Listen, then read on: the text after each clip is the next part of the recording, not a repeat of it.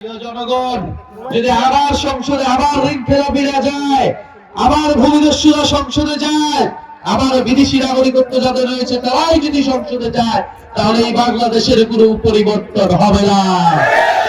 শুধু একটা দলের জায়গায় আরেকটা দল প্রতিস্থাপিত হবে। বাংলাদেশের মানুষ সেই কারণে গণঅভ্যুত্থান করে নাই, জীবন দেয় নাই, রক্ত দেয় নাই।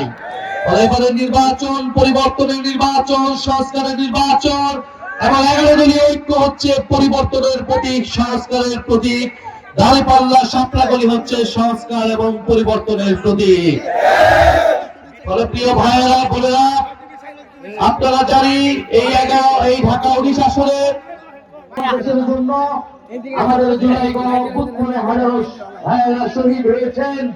আমাদের ভাই শরীফ ওসমান হাদি শাহাদাত বরণ করেছিলেন।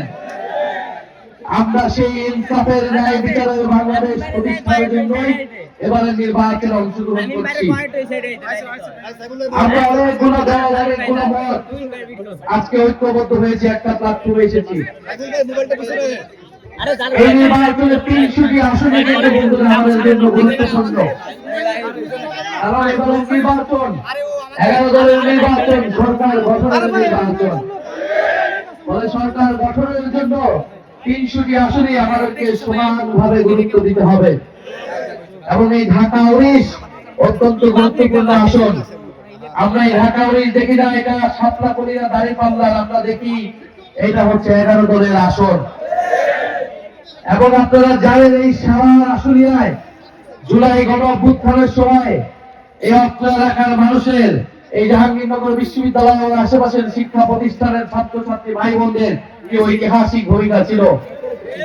এই সারা আশুলিয়া থেকে 5ই আগস্ট যাত্রা শুরু হয়েছিল এবং এখানে আমাদের শত শত ভাইয়েরা গুলিবিদ্ধ হয়েছিল, আহত হয়েছিল, শহীদ হয়েছিল। আমরা জুলাই গণঅভ্যুত্থানের অন্যতম হাদিসপুর এই সাভার ইনশাআল্লাহ 11 দলের পক্ষে থাকবে এই সাভারের রায়। আপনারা সেটার জন্য প্রস্তুত আছেন তো? ইনশাআল্লাহ আপনারা প্রস্তুত আছেন? আমরা দেখতে পাচ্ছি সারা বাংলাদেশে